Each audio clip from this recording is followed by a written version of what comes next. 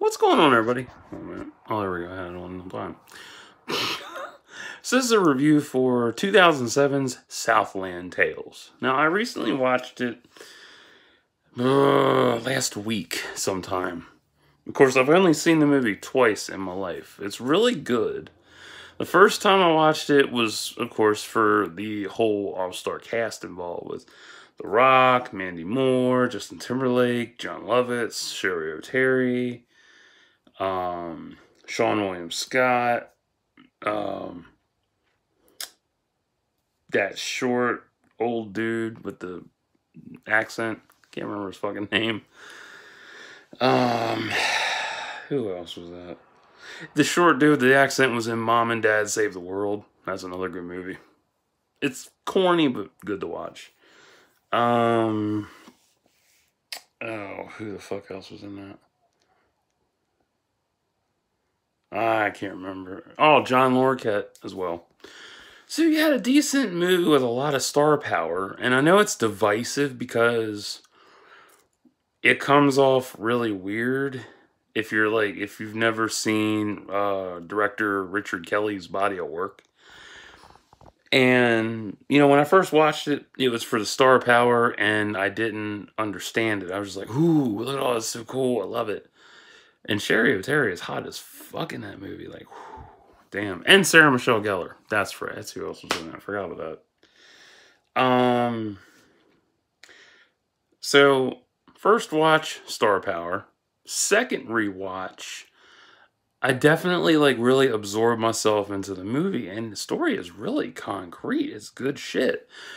But I hate that it's, I'm trying to think. It's half of the story basically, because there's a whole 6-part trilogy and shit, or 6 parts. It's a 6-part series.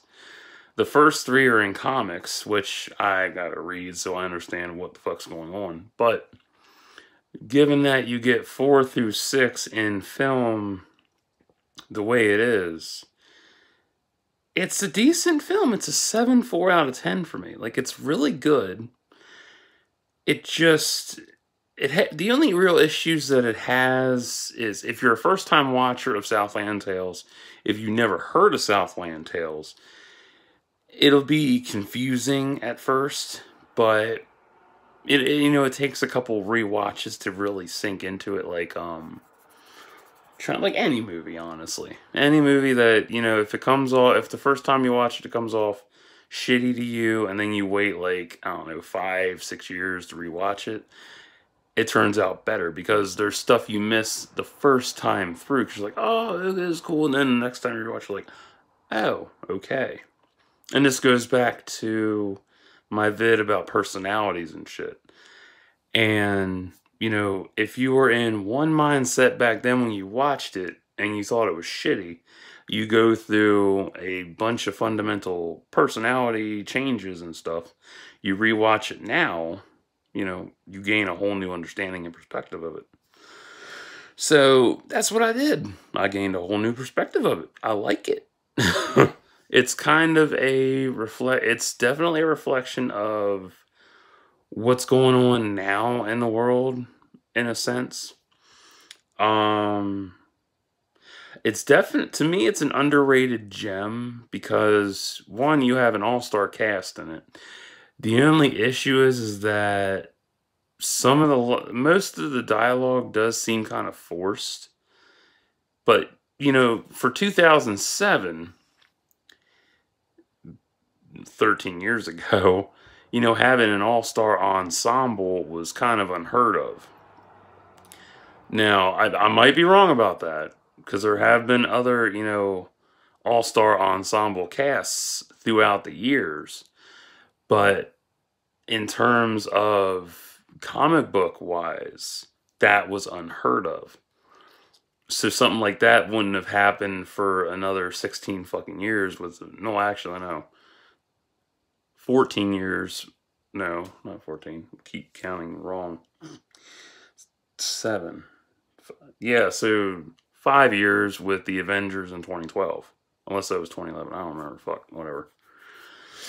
But yeah, it wouldn't have been until you had that small ensemble with the Avengers in 2012.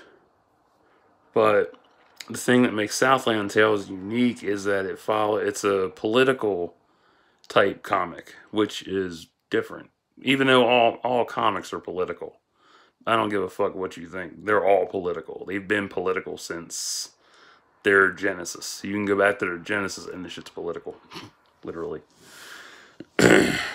Political, SJW, woke. Um, but yeah, I like the way it's portrayed and how everybody came off in the film. It was amazing. I loved it. Um, oh yeah, Amy Poehler was in that too, and Wood Harris. Yeah, so it had a lot of star power in this film, and I love that. It was such a huge attractant and whatnot for me. And then, it just ended, and I was like, the fuck did I just watch? But then rewatching it the second time, it really opened my mind up because I went through so much trauma. I went through so much maturity. And I have, an omnidirectional mindset when it comes to whatever I watch and read. I'm like, okay, this is really good. I like this. So, yeah, like the dialogue, it can seem, well, not really forced, more kind of slow, I guess, in a sense, but I think that's just from me personally, watching it a second time. The third time I'm going to watch it will be next year because Richard Kelly is working on the Kane's cut, which adds in 15 or 18 minutes of extra footage that was cut from the original film. So I'm excited to see what the Kane's cut adds to the whole story. Eventually, I will find volumes 1 through 3 of Southland Tales and read them so I can get caught up fully on Southland Tales universe. Because I really liked that. That shit was good. I loved it. Would I change anything about it? No, not really. Not at all, to be honest. I love it the way it is. It's a good flick. Maybe just like I don't know, I think it's just from the dialogue that really kind of put me off at first. Because the first time I watched it, like all that dialogue just went over my head. I didn't really pay attention. I was like, ooh, the star power. Who was the best performance out of all that? I would definitely have to say The Rock was good for that time. Because that was, I think that was 3 years after he left wrestling. Ballpark 3 years. And he started his career and building it up and stuff.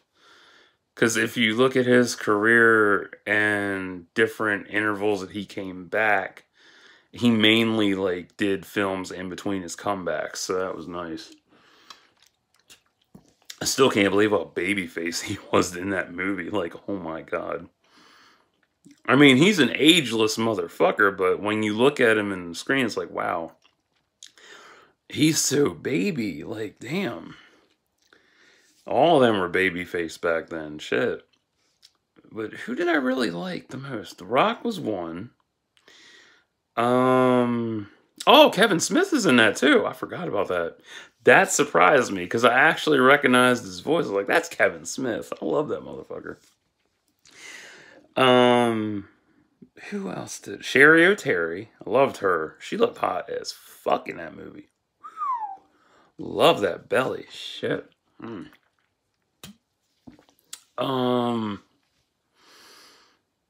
Oh yeah, Christopher Lambert. That was funny.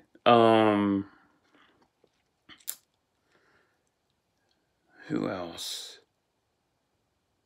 Yeah, I like Christopher Lambert. That was cool seeing him. Sean William Scott.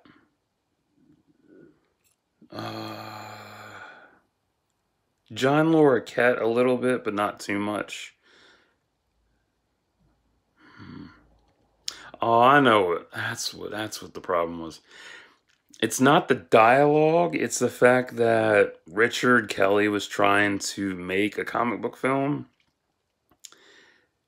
but cut into he forced that ideal a little too hard, and that's why it comes off like the dialogue comes off kind of forced, I guess, to me, because it's whenever you watch a comic book film, you can tell it's a comic book film, not just by, everybody in costume and shit, but like I've said before, if you read comics and you've seen, Hulk 2003, and that's your blueprint for watching comic book films, you pick up on things.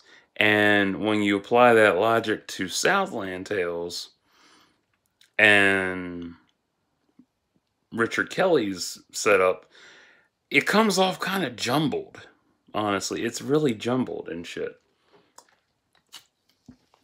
But like if he didn't force it like a comic, it would come out a lot better. So I'm hoping when the Kane's cut drops, when is that? January? I think it's like towards the end of January 2021 when it comes out in 4K, because it's a 4K restoration. I'm like, oh, 4K. Because I like Southland Tales. That shit's good. It definitely a must watch, easily. I'm hoping the Kane's cut really fills in the blanks for some stuff, but I can't imagine what the blanks would be. So, that'll be fun. But I do overall like the story. The story is political. It is a story within a story. Those are always fun, but they can be confusing if you don't pick up on it. Cast is good. I mean, that was a hell of a cast. Like, I mean, that's crazy that Richard Kelly got all them together and made that film. Like, that's crazy. Because most films, when you try to do an ensemble cast, it doesn't always work, because most of the cast either hates each other or they want to do their own thing, which I get that. We're all individuals. We have our own mindsets and thought processes. So yeah, for that to have worked out so good, I liked it. I mean, it got shit reception when it was released, which is really sad. I forget what the numbers were for it. It didn't make a whole lot, but ooh, that's one. Yeah, it didn't make a lot of money, but it would just... I mean, over the years, it's gained a small following, and the fact that Richard Kelly is, pouring money into a 4K restoration and adding more footage to it in the Kane's cut, that's nice. That's really nice. Like, shit. So hopefully when it's re-released in 2021, if we get there, fingers crossed. 2020 been cruel, man. Yeah, I'm hoping that the Kane's cut is good. I really hope it is. Because for me, like, whenever you watch an extended cut of something, you can't go back to a theatrical cut. Lauder, anybody? Lauder for one, because damn. Most of Martin Scorsese's work, because he's done numerous films with numerous cuts. Early Marvel films from 2000s had unrated and extended cuts. Literally any film that has an unrated extended cut was good. But some of them really did suck because it was just, like throwing a fuck you in there or something. Like, that was just gay. Like PG-13, and like, unrated extended cut. Ooh, what's new, what's new, it's new. Yeah, guess what? Fuck you! And that was the big deal about the unrated cut.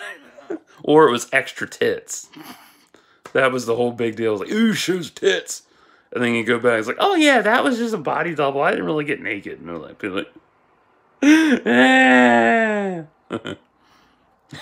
incels born like that. incels born at that moment.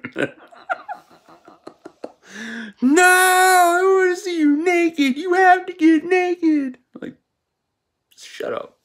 Anyway, jokes aside, Southland Tales is an underrated gem. Definitely going to be a cult classic down the road. It needs a couple more years to mature, especially after the Kane's Cut comes out. I say it's been 17 years. Give it another 3 to 5. Let it get to its 20th anniversary at least. And, you know, see where it goes from there. You know, see how it's matured since then. Maybe it'll be better and it'll really draw in newer folks if we get that far. Yeah, definitely check it out. If you don't like an ensemble cast film, if you don't like Richard Kelly for whatever fucking reason, I get that. It's funny, but I get it. If you don't like comic book films, you won't enjoy this. If you do, definitely check it out. And he wrote the comics himself, which is pretty cool. So I think what sets it apart is that it's not under the banners of the big comic companies. That's probably why I'm offset by it. Yeah, it's not done by DC, Marvel, Image, Dark Horse, Vertigo, Valiant. What was the other one? Aspen, Xenoscope. Yeah, any of those. So, if you don't like a political film, you won't like this. If you do, it's definitely up your alley. If you don't like post-apocalyptic films and futuristic sci-fi, you won't enjoy this. If you do, check it out. It's for your collection. If you don't like the title because it has too many consonants, it's funny to say that, but somebody probably has a tree up their ass about too many consonants in a title. This ain't for you. If not, this is for you. So, you know, check this out on, where did I see it? I saw it on demand before it got taken off, so that means it's going to be a rentable thing. Bummer. Check your local library. Check, if you don't want to wait for your library, Showbox will help you with that. So, yeah, that's what I got. So, until next time, like and subscribe for thoughts and prayers.